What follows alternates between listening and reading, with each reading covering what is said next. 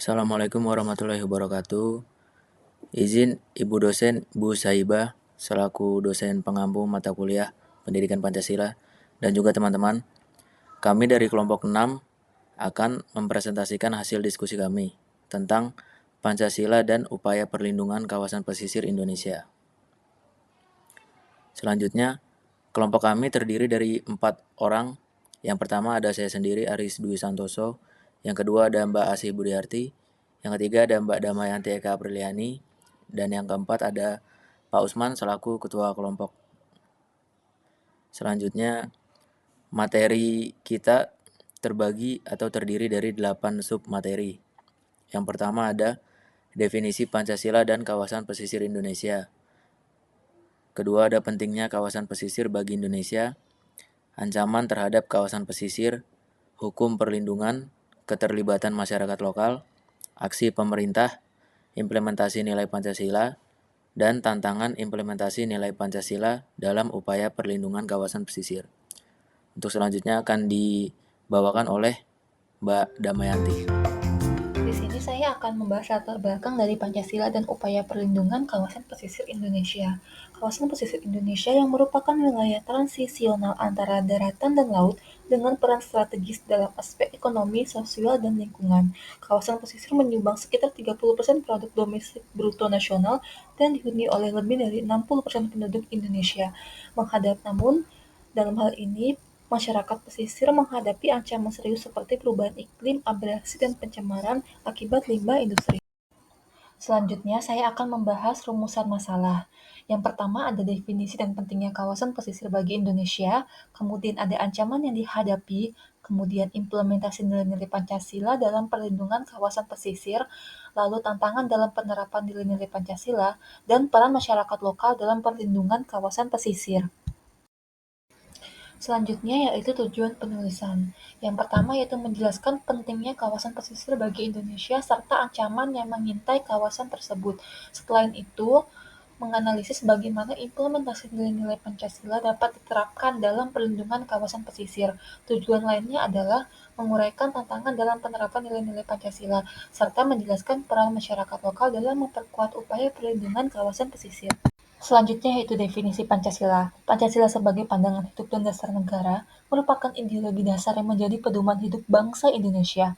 Nilai-nilai yang terkandung yaitu ketuhanan, kemanusiaan, persatuan kerakyatan, dan keadilan sosial dirancang untuk menciptakan harmoni dalam kehidupan bermasyarakat, berbangsa, dan bernegara. Selanjutnya yaitu aspek pendidikan karakter. Pancasila berfungsi membentuk karakter bangsa, yaitu manusia Indonesia yang menjunjung nilai-nilai keimanan, menghormati hak dan martabat setiap individu, mencintai dan menjaga persatuan Indonesia, berpartisipasi dalam kehidupan bermasyarakat, dan mewujudkan kesejahteraan bagi semua rakyat.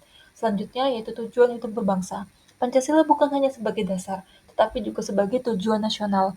Tujuan ini meliputi mewujudkan masyarakat yang adil dan makmur, menyeimbangkan antara hak dan kewajiban, serta memberikan pedoman moral untuk mencapai kehidupan yang harmonis.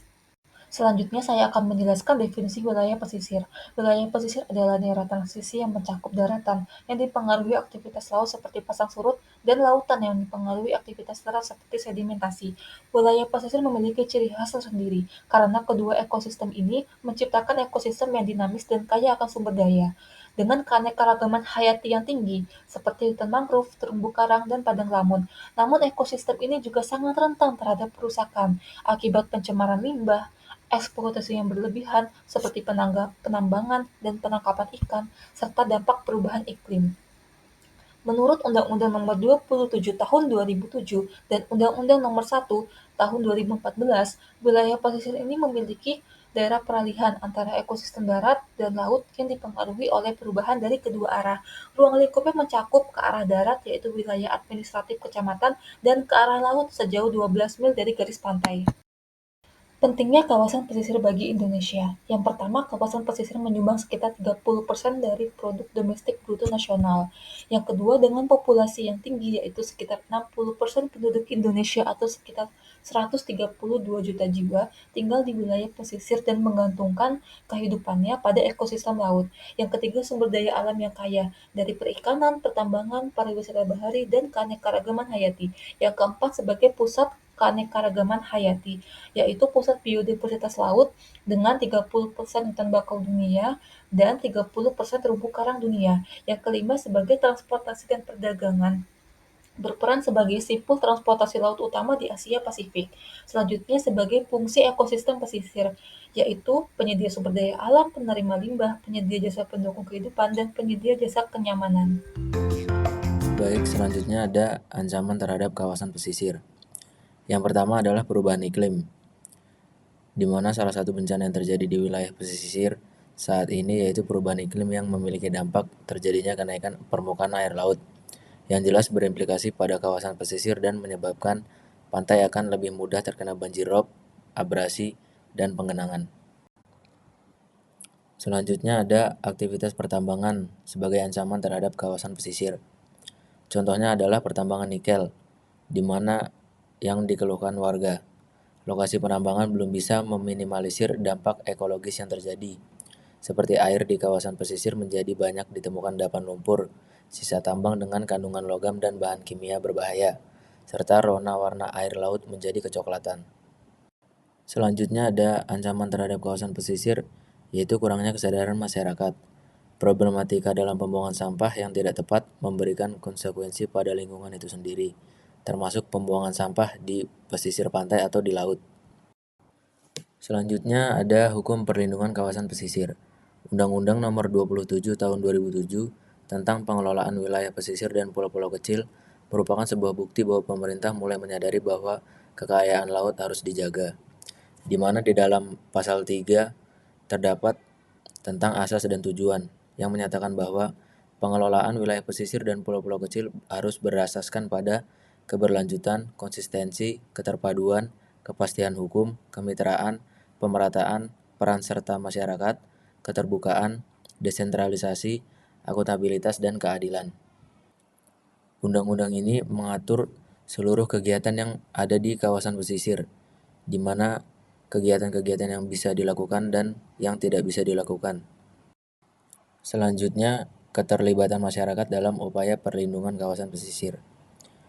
Contohnya yaitu community based management atau pengelolaan berbasis masyarakat dapat diartikan sebagai suatu sistem pengelolaan sumber daya alam di suatu tempat di mana masyarakat lokal di tempat tersebut terlibat secara aktif dalam proses pengelolaan sumber daya alam yang terkandung di dalamnya. Ada contoh seperti pelatihan pembibitan mangrove di pesisir dan pulau-pulau kecil, kolaborasi Dinas Kelautan dan Perikanan Kalimantan Timur dengan Sekolah Pantai Indonesia Balikpapan. Selanjutnya, kita akan membahas apa saja aksi pemerintah dalam upaya perlindungan kawasan pesisir yang dituangkan ke dalam berbagai program kerja yang telah dilaksanakan oleh pemerintah. Yang pertama yaitu Core CTI. Core CTI merupakan program pemerintah Indonesia untuk melestarikan terumbu karang dan kawasan pesisir. Kegiatan Core CTI sendiri dilaksanakan oleh Bappenas melalui Satuan Kerja Indonesia Climate Change Trust Fund atau ICCTF dengan sumber dana hibah Global Environmental Facility yang dikelola oleh World Bank dan Asian Development Bank. Selain program pelestarian lingkungan, pemerintah juga memberikan program pemberdayaan masyarakat pesisir, di mana program ini melalui kerjasama pemerintah dengan sektor swasta dengan pembiayaan melalui Corporate Social Responsibility. Beberapa kegiatan dalam program ini diantaranya yaitu pelatihan pengembangan usaha, pemberian beasiswa bagi anak sekolah pesisir, bantuan fasilitas kesehatan, dan juga pembukaan lapangan kerja.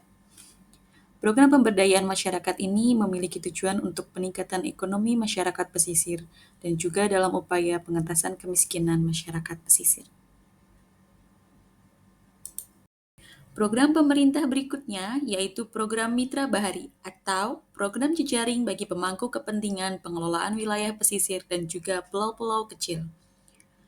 Konsorsium Program Mitra Bahari terdiri dari 4 elemen, yaitu pemerintah, perguruan tinggi, sektor swasta, dan juga lembaga swadaya masyarakat. Program kerja dari Kementerian Kelautan dan Perikanan ini memiliki tujuan yaitu untuk menyusun rencana kerja pengelolaan wilayah pesisir dan juga pulau-pulau kecil, memperkuat kelembagaan daerah, dan juga mentransfer iptek dan menyiapkan data informasi untuk kebijakan di wilayah pesisir. Selain dari instansi pusat, inovasi program daerah juga dilakukan oleh pemerintah daerah Kabupaten Tangerang, yang dalam hal ini mengusung gerakan pembangunan masyarakat pantai, yang mana berfokus pada pembangunan ekonomi dan juga penataan wilayah pesisir pantai utara Kabupaten Tangerang. Keberhasilan dari program ini tidak hanya menjadi percontohan di ajang nasional, melainkan juga telah menjadi percontohan dalam tingkat internasional, yaitu percontohan pengelolaan wilayah pesisir di wilayah Asia Timur. Implementasi nilai Pancasila dalam upaya pelindungan kawasan pesisir oleh pemerintah dapat kita lihat dari dua hal. Yang pertama yaitu regulasi dan yang kedua yaitu teknis.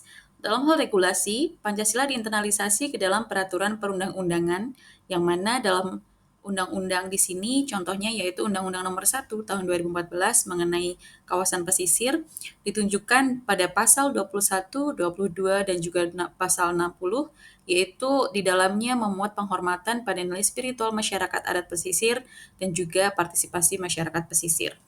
Lalu dalam hal teknis sendiri, implementasi nilai Pancasila dapat dilihat dari pelestarian lingkungan pesisir yang mana hal tersebut menunjukkan wujud cinta tanah air dalam menjaga kekayaan nasional. Dan juga adanya program pemberdayaan masyarakat sebagai bentuk nyata upaya pemenuhan kesejahteraan masyarakat yang berkeadilan sosial.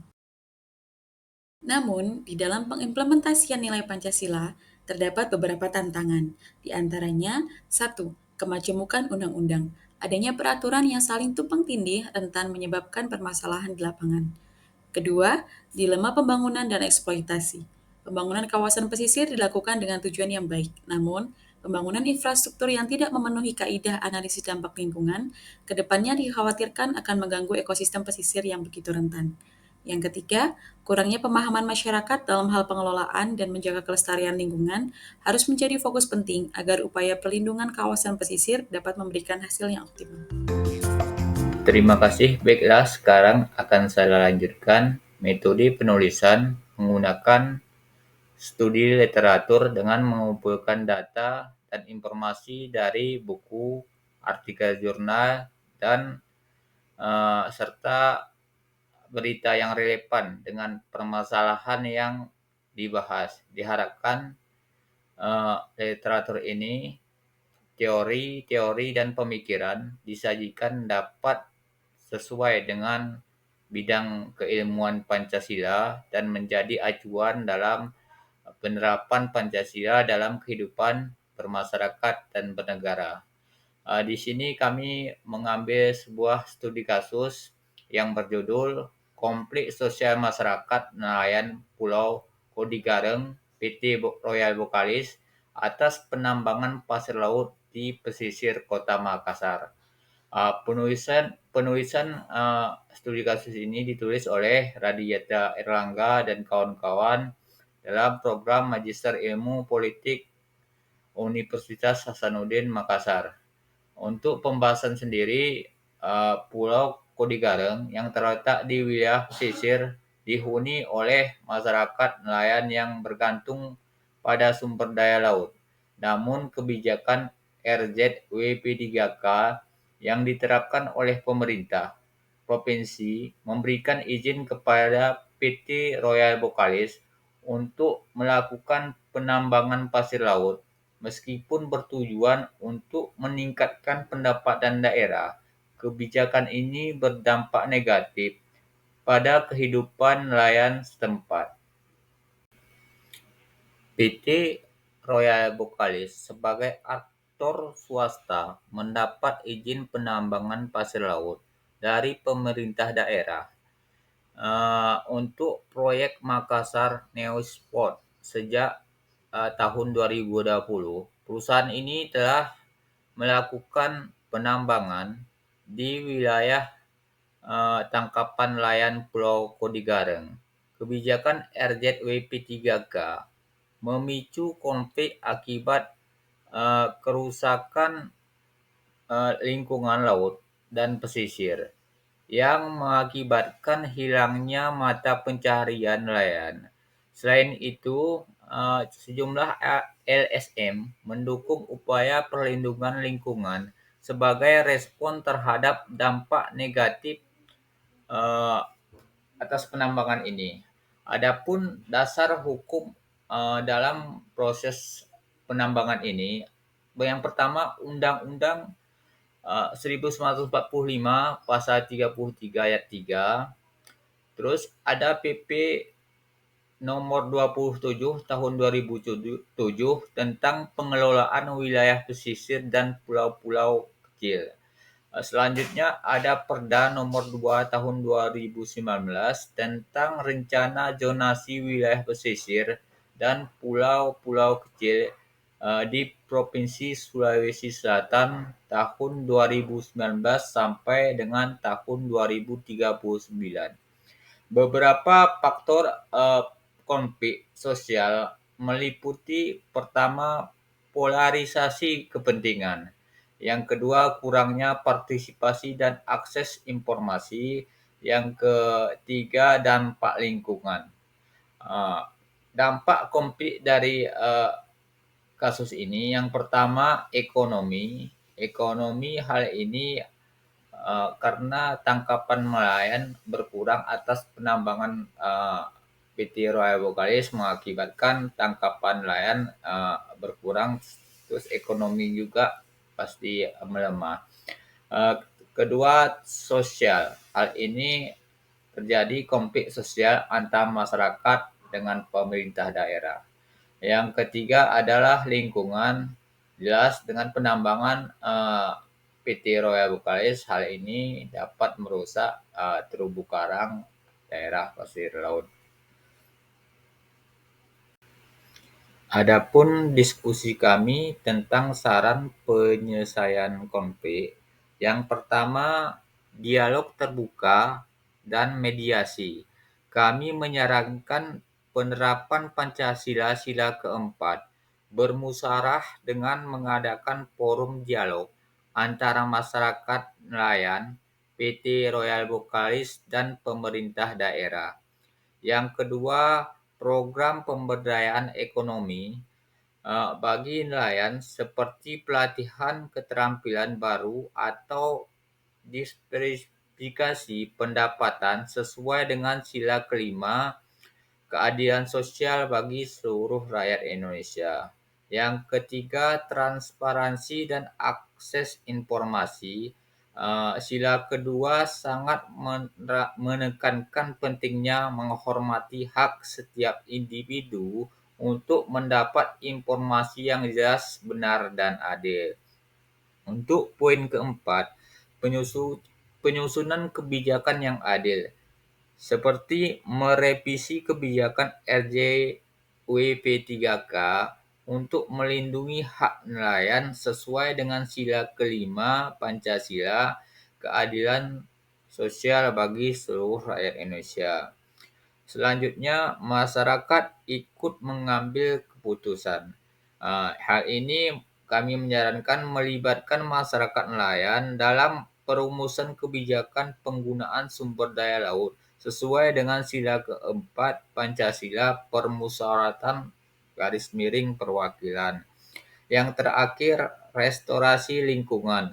Penerapan Pancasila Sila kedua, adab terhadap lingkungan, melakukan restorasi terhadap area yang terdampak penambangan laut pasir laut, termasuk rehabilitasi ekosistem laut dan pengelolaan sumber daya berkelanjutan untuk menjaga lingkungan dan mata pencaharian nelayan.